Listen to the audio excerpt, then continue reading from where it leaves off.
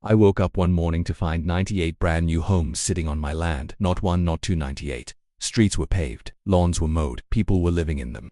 But not a single soul knew that every inch of ground beneath their feet belonged to me. And Karen, the queen of the HOA, was about to learn that building an empire on stolen dirt comes with a price. Asterisk. I never thought I'd come back to the land my grandfather left me. Not really. For years it had just sat there untouched, wild, peaceful, no fences, no crops, just 200 acres of open space with trees, hills and a pond tucked behind a thicket of birch and maple.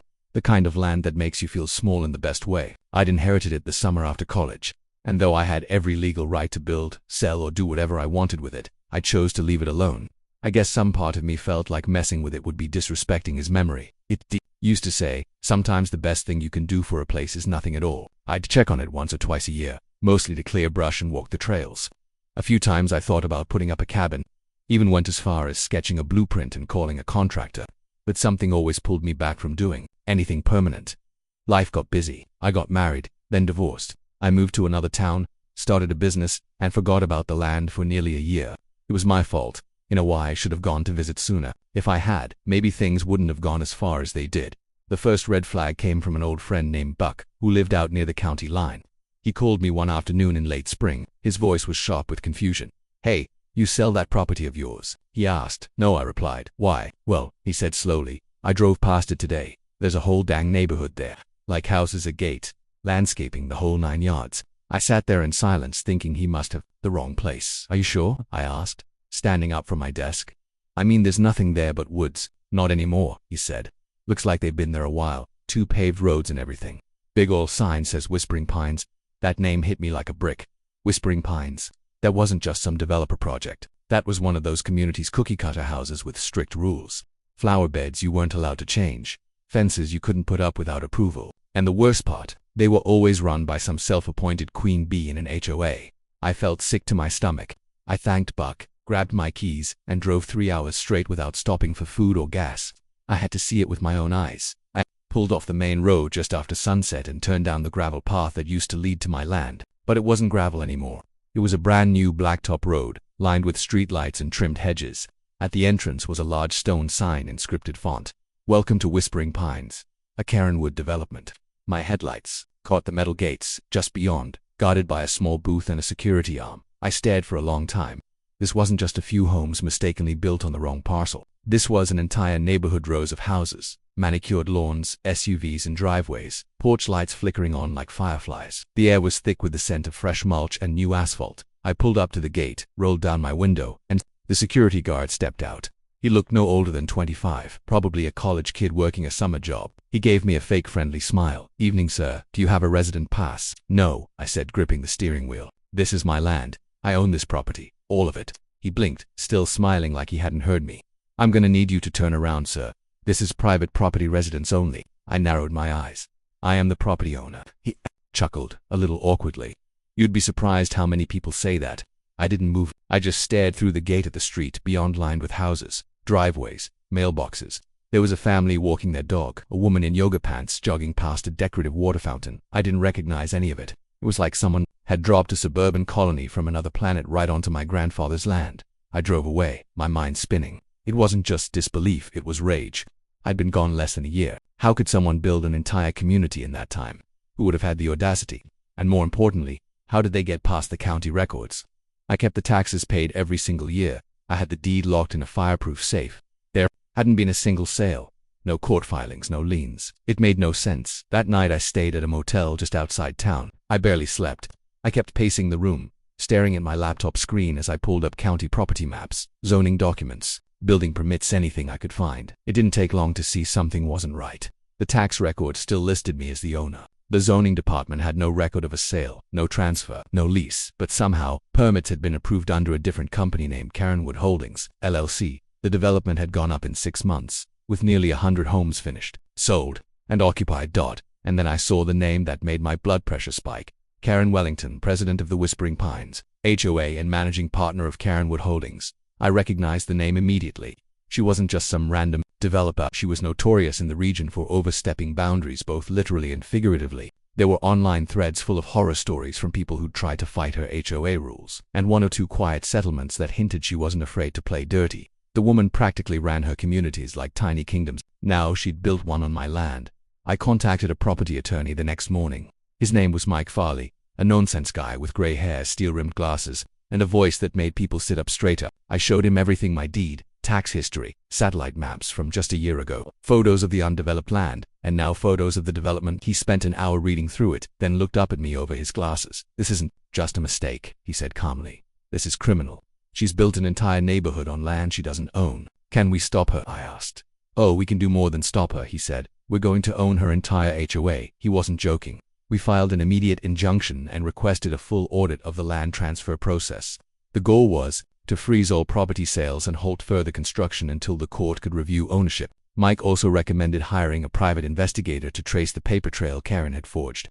I agreed, and within days we found everything we needed: forged signatures on fake leases, falsified surveys, and shady backroom deals with county officials. Karen had never expected the real owner to show up, but I was here now, and I wasn't going anywhere. The injunction hit like a thunderclap. Within 72 hours of filing, we had a temporary stop work order issued by the county judge. The construction crews that had been adding the last few rows of homes were told to pack up and leave. Open house banners were torn down, and realtors pulled their listings off the MLS. Karen must have thought it was a prank at first until the legal documents were hand-delivered to her HOA office by a process server. I imagined her face when she read my name on the paperwork. I imagined her red nails gripping the letter, shaking with fury as her carefully constructed empire began to wobble. But I didn't have to imagine it for long. 3 days after the order, I got a knock on the door of my lawyer's office while I was sitting in the conference room going through drone footage of my land that now had soccer goals and splash pads built on it. Mike answered the door and stepped back, raising an eyebrow as a tall, middle-aged woman in a pastel power suit stormed inside like she owned the building. "You must be the squatter," she said, glaring at me without introducing herself. I leaned back in my chair and folded my arms. "And you must be the woman who built a city on stolen land." Karen Wellington's smile was tight, but her eyes didn't blink. She walked in like she was on a mission to buy something, probably thought her charm and condescension would win me over. She smelled like designer perfume and bad decisions. Her oversized purse probably cost more than my truck, but all the money in the world couldn't hide the crack forming in her tone when she sat down and said, "Look, I'm sure there's been a misunderstanding." I glanced at Mike, who was already pulling out his notes. "No misunderstanding," I said calmly. "You forged documents, built 98 homes, sold them, and never once paid for the land you built them on."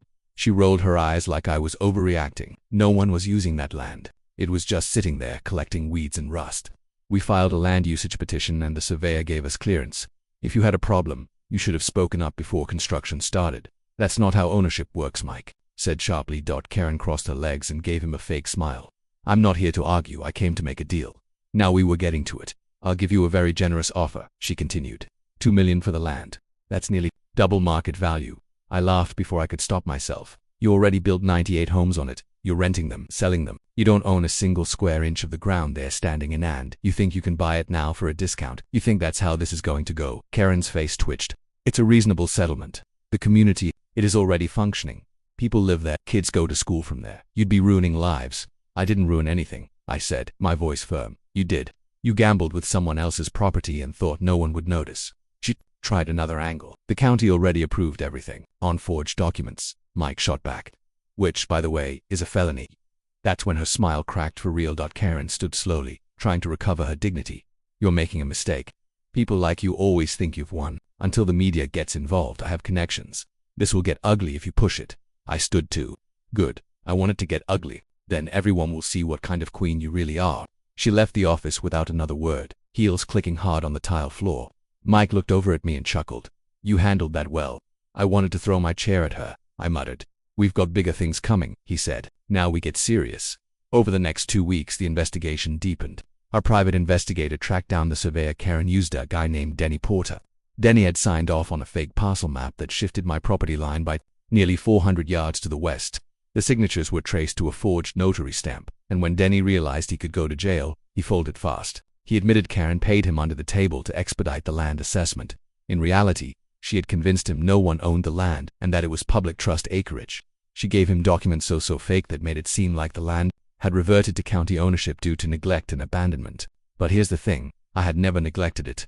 I kept up every tax payment, I had photo records of visits, I even had drone footage from the year before showing the untouched state of the land. That footage, paired with GPS data from my trucks, Dashcam gave us bulletproof evidence that Karen had no legal right to so much as step on my land, let alone pour concrete on it. Mike submitted all of it to the court in a motion for a full ownership declaration. If granted, it meant the court would officially rule that I still owned every inch of the land beneath Whispering Pines and that every single resident would be classified as a trespasser until further notice. It was a bombshell, and when word of it leaked, everything started to unravel. Realtors started pulling their clients. New buyers canceled closing deals. Insurance companies grew nervous, and the HOA board, which Karen had handpicked, began holding emergency meetings without her. Some of the members had been kept in the dark and were furious. They thought they'd invested in a legal development. Now they were facing lawsuits, losses, and potential criminal charges for playing along. Karen tried to fight it. She posted a letter to all the residents claiming I was a landhoarder who had abandoned his property for over a decade and was now exploiting a technicality to destroy families. She painted herself as a savior of the community, someone who brought prosperity to forgotten soil, but no one was buying it anymore. The families living there had no idea they were squatting on stolen dirt, and now they were scared and angry. One afternoon I drove by again, not to cause trouble, just to look. I parked down the road and stood under a sycamore tree, watching the kids ride bikes down sidewalks that shouldn't be there. It should have made me angrier, but instead, I felt oddly calm. I wasn't out for revenge. I didn't want anyone's homes torn down or children crying over moving boxes. I just wanted the truth to matter again. I wanted accountability. As I turned to leave, a man in his 40s approached me. He had a Whispering Pines baseball cap on and a grocery bag in one hand. His face was tired. "You the guy?" he asked. "The landowner." I nodded. He sighed. "I just want you to know, nobody told us. We didn't know. We paid full price. Now they're saying we might lose our house. We're just trying to figure out what happens next." "I understand," I said. "Believe me, I'm not trying to hurt anyone, but this never should have happened." He nodded slowly, then turned and walked away.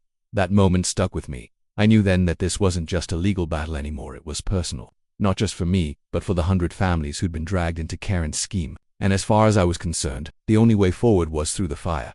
Because if Karen thought she could build an empire on someone else's foundation and walk away clean, she was about to learn the hard way. Wasn't backing down. The court hearing was scheduled for Monday morning. By Friday night, the entire town knew about it. It wasn't just a land dispute anymore. It was front-page news.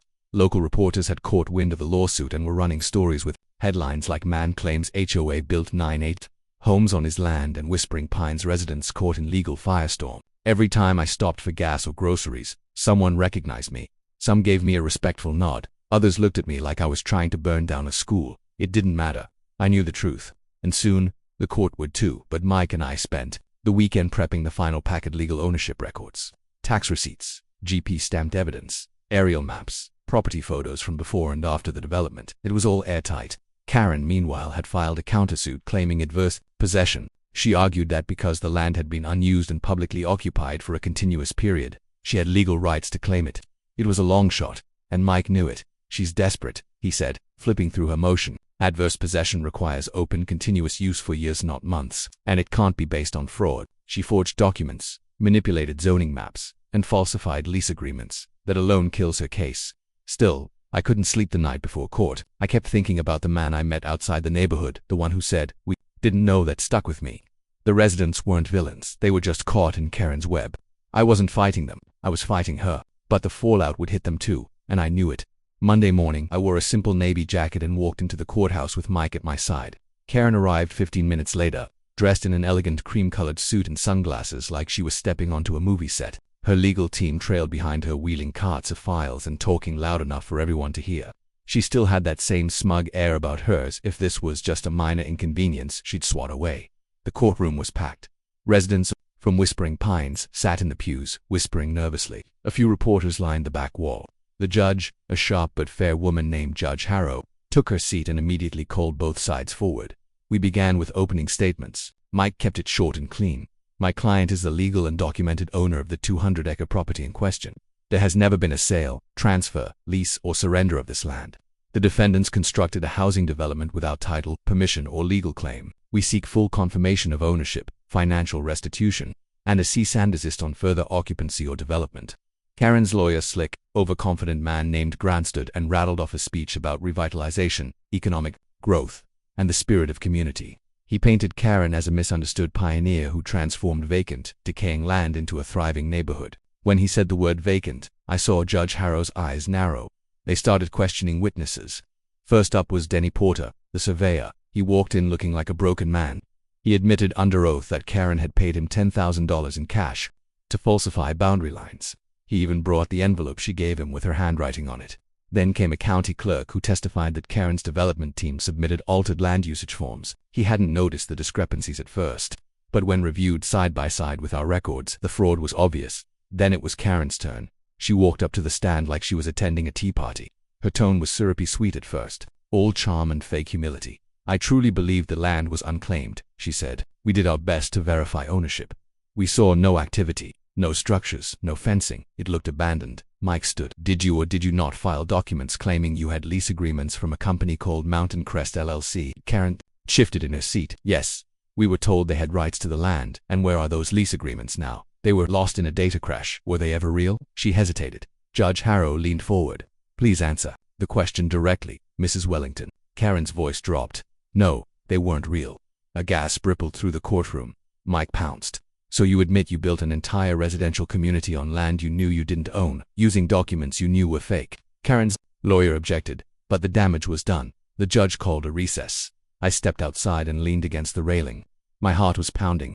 I had waited months for this moment, and now it was finally shifting in my favor. But the weight of it, all the community, the money, the fallout wasn't easy to carry. During the break, I was approached by a small group of residents. They looked anxious. A woman stepped forward. "If the judge rules in your favor, we have to leave." I looked her in the eyes. "That's not up to me. It'll depend on the ruling, but I'm not trying to evict anyone. I'm trying to hold the person who lied to all of us accountable." They nodded, grateful but scared. I understood. This wasn't just land. It was their homes, their schools, their memories. I hadn't built this mess, but I was the only one who could fix it. Back inside, the final arguments were made. Karen's team tried to spin everything into confusion and technical errors. Mike shut it down, cleanly walking the judge through every timeline, document, and satellite image we had. By the end, it was clear. Karen had no legal claim to the land. The entire development was built on a foundation of fraud. Judge Harrow asked for silence and made her ruling immediately. "The court finds that the plaintiff, Mr. Jared Lawson, is the sole legal owner of the land currently occupied by the Whispering Pines subdivision. All construction was conducted without legal title or valid agreement. The court hereby orders an immediate freeze on any sales or transactions within the community. Furthermore, Karen Wellington and Karen Wood Holdings are liable for damages incurred due to fraudulent misrepresentation, trespass, and illegal development. Restitution hearings will be scheduled." The gavel hit the bench. Karen's face dropped, like a mask being pulled off. Her confidence drained instantly. She turned toward her lawyer, who was already gathering his papers like he wanted to disappear. Around the room, residents murmured in shock. Some cried, others sat frozen, trying to process what it meant. The dream they had bought into, the one Karen had promised them, was crumbling right in front of their eyes. Mike shook my hand as we stepped outside. "We did it," he said. But I didn't feel victorious. Not yet. We still had to deal with the next chapter: what to do with 98 homes sitting on my land, what to do with the families now stuck in limbo, and what to do with Karen, who clearly wasn't done trying to slither out of this. Later that evening, I got a phone call. It was from one of the HOA board members who'd voted against Karen after the injunction. "She's threatening to sue the residents," the woman said. "Claims it's their fault for not doing due diligence. She's trying to dodge responsibility." I took a long breath. "Let her try," I said. "Her empire's already burned. All that's left is smoke." The weeks following the court ruling felt like a strange kind of calm after the storm, but the kind where the air still crackled, like lightning might strike again at any second. The headlines faded from the front page, but the tension in Whispering Pines only grew louder. No one knew what was going to happen next. Not the families, not the county, not even me. What I did know was that I now legally owned every inch of land beneath their feet, and that meant I had options. The judge had made it crystal clear. Karen Wood Holdings never had legal right to build, sell, or profit from anything on my property. Every home, sidewalk, and decorative bench in Whispering Pines was effectively sitting on ground they didn't control. What the court didn't decide, however, was what I planned to do with it all. That part was up to me, and it wasn't as simple as people thought. The next legal hearing would focus on damages. Karen owed me for every dollar she made, and then some. But her lawyers were already sending signals trying to negotiate down the penalties, claiming she had limited liquidity.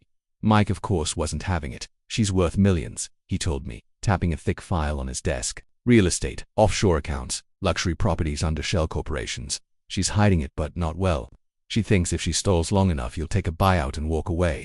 She thinks wrong," I said. And then came the letters. Started receiving handwritten notes in my mailbox from some of the residents, some polite, some pleading, and a few that were angry. One said, "I'm a single mom, Please don't make us leave. Another warned. You won your money. Now don't ruin 98 families just to prove a point. I kept them all in a drawer, reading them one by one at night. Not because they changed my mind, but because they reminded me of the real people behind the walls and picket fences. Then, 3 days after the ruling, Karen went back on the offensive. She called a press conference, dressed in black, with a pearl necklace and crocodile tears. She stood in front of the Whispering Pines welcome sign and claimed she was the victim of a cruel land seizure by a greedy opportunist. She said I had deceived the courts and manipulated technical loopholes to steal homes from hard-working families. She even tried to paint herself as a misunderstood trailblazer, saying, "We brought life to a barren wasteland. We created a community. And now it's being ripped apart by one man's ego." I nearly threw the remote through my television. What she didn't mention, of course, was the evidence she signed under oath of forged leases, the bribed surveyor, or the fraudulent LLC she used to launder construction permits through multiple counties. She didn't talk about the money she pulled in or the families she sold lies to. No, in her story, she was the one being robbed.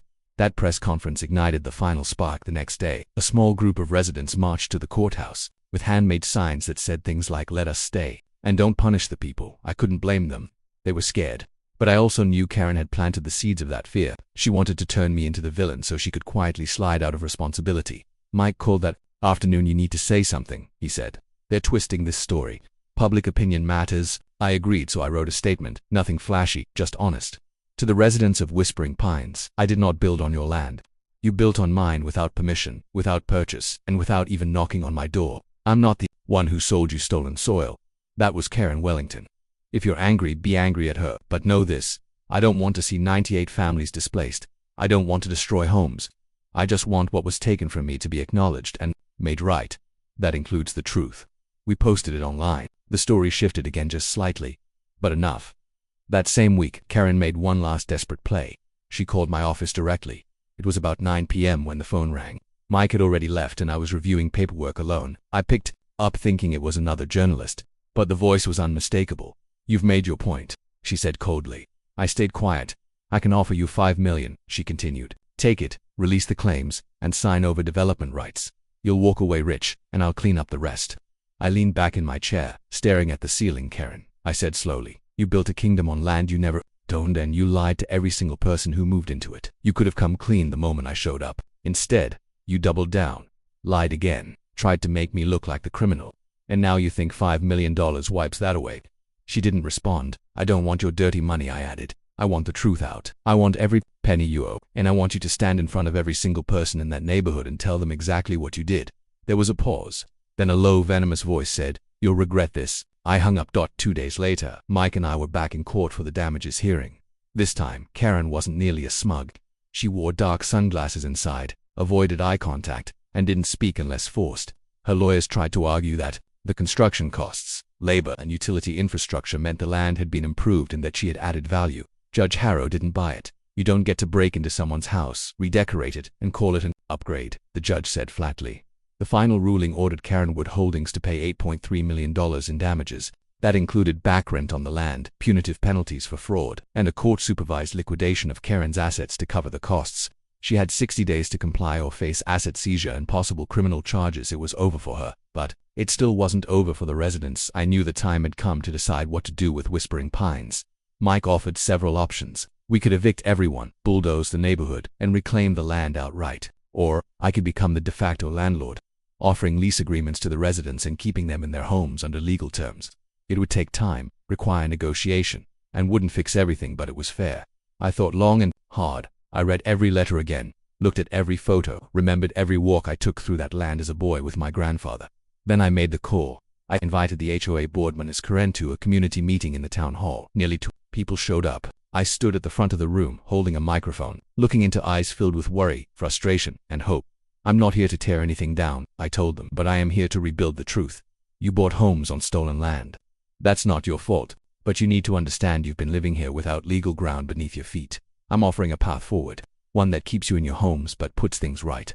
The room went silent. "I'll offer each resident a agreement," I continued. "It won't be cheap, but it'll be fair, and the payments will go directly toward buying the land from me over time legally this time. No more games, no more Karens, just real transparent agreements. You stay, I stay, we fix this together." A few people clapped, some cried, some were skeptical, but most nodded. Slowly, Trust began to rebuild piece by piece. Karen disappeared from the public eye soon after. Rumor had it she sold her mansion in another county and moved out of state. Last I heard, she was under investigation for wire fraud and forgery. She'd burned every bridge she had, and this time there was no HOA left to hide behind. As for me, I still walk the land sometimes, through the trees behind Lot 42, by the pond near what's now the community garden. The place is different now, yes, but it's still mine, and now, finally, everyone knows it. The morning fog hung low over the community once known as Whispering Pines. The once vibrant lawns now looked dull and unkempt. For sale signs had sprouted faster than the homes themselves. The neighborhood, once full of life and entitlement, was unraveling. Karenwood was collapsing, and at the center of it all stood Karen Wellington, now a shell of the imperious woman who used to patrol the sidewalks with a clipboard and a condescending smile. After the court's decision, things moved quickly. The judge's ruling had been firm. The entire development was illegal, constructed on land that never belonged to Karen or any of her shell companies. The judgment demanded vacating the premises within 90 days and payment of over $8 million in restitution and damages. Karen's empire built on lies, ego, and forged signatures was officially condemned. Despite the ruling, Karen tried to delay the process. She filed appeals, publicized open letters, and even created a GoFundMe titled "Save Our Community from Land Theft." She played the victim in every local interview she could secure, but her desperate grasp on control was slipping. Her appeals were denied. Her donations never reached more than a few $100s. People had started to realize the truth, and worse for her, the residents began to turn on her. The HOA board splintered within weeks. Members resigned, some citing ignorance, others trying to distance themselves from the storm. Karen's closest allies refused to return her calls. A few even testified against her, confirming she had doctored emails, bullied contractors, and orchestrated the entire build on fraudulent claims. Her reputation, once ironclad in the county's social circles, was in tatters. Meanwhile, I kept my distance from the chaos, but I was far from idle. My attorney and I were working on the enforcement of the financial judgment. Every asset linked to Karen was frozen: her vehicles, her primary residence, even her prized antique collection. We weren't trying to be cruel. We were making her pay the price of stealing and profiting from what was never hers to begin with. That's the land now. She was learning just how unmovable it could be. People started leaving, not just because of the ruling, but because the community was imploding. Banks pulled funding, utility companies issued disconnection notices, new buyers backed out of deals. Those who had purchased homes found themselves in legal limbo, owning a structure but leasing it from me. Some residents tried to negotiate a fresh start, and I was fair with those who approached respectfully. I offered rental options or buyout paths, and many agreed. But those who sided with Karen till the bitter end faced eviction under court order. Local news had a field day. Headlines ran, "Queen of Karenwood faces eviction. 98 homes to now belong to one man, and the land he never sold. How one owner took back what was stolen." Every night, reporters camped out by the front gate to get clips of moving vans, frustrated homeowners, and bitter goodbyes. And every night, Karen refused to leave. She stayed in her corner lot home like a squatter, the one with the custom landscaping and stone lion statues out front. She posted videos online, blaming deep state land policies and ungrateful inheritors who don't contribute to society. But her rants were met with ridicule. People weren't buying her version of the story anymore. They were watching a fraud implode. On the 89th day, just one day before the deadline, sheriff's deputies arrived with the eviction order. It was quiet at first. No cameras, no media, just a couple of black and white cars, a court official, and a locksmith. Karen refused to open the door. They had to drill the lock. I didn't watch it happen. I didn't need to, but my lawyer did. He later told me that when they walked in, Karen was sitting on a folding chair in an empty living room, wearing the same pearls she'd worn to court. She didn't scream, didn't cry, just said, "I built something beautiful. You all destroyed it." She was escorted out 10 minutes later, clutching a monogrammed handbag and her HOA binder like it still meant something. After that, I visited the property one final time as the official owner, not just of the land but of everything standing on it. It was surreal, walking through a place that looked like a normal suburban neighborhood, yet knowing it was the product of lies and theft. I stood in the center of what used to be the community clubhouse, a place Karen once said was members only. Now, it was just an empty shell with unpaid electric bills and peeling paint. I spent the following months working with city officials, real estate agents, and contractors. We demolished homes that couldn't be salvaged. Others were brought up to code and turned into affordable housing. I turned part of the land into a public park in honor of my grandfather, something he always dreamed of. His old fishing pond was restored. The trails were cleaned up. We even put up a proper sign with his name, James Callahan Preserve. The rest of the land I kept wild and untouched, just like it was supposed to be. Karen eventually left town. No one really knows where she went. Rumors said she moved in with a cousin in Nevada, or that she tried to restart her real estate schemes under a fake name. But I didn't care. Her chapter in this story was over. What mattered to me was that justice had been served quietly, thoroughly, completely. One morning, almost a year later, I returned to the hilltop where this all started, where I once stood in disbelief at what had been stolen from me. This time, I stood in peace. The breeze rustled the trees. Children played by the pond. The air was still, and for the first time in years, I felt like the land was mine again, not just on paper, but in spirit. People sometimes ask me if I regret it, if I feel bad for what happened to the families who lost their homes. The answer is complicated. I feel for them. Yes, many were lied to, just like I was robbed. But justice isn't always neat or painless. Sometimes it uproots everything before it can plant something better. I didn't start this war, but I ended it, and I'll end this story the way it began, with a truth no one wanted to hear but everyone had to face. You can build fake dreams on stolen land, but eventually the earth remembers who it belongs to. For more shocking real-life stories like this, make sure to like, share, comment, and subscribe to my YouTube channel Bright Reality. Every story reveals a deeper truth. Don't miss the next one.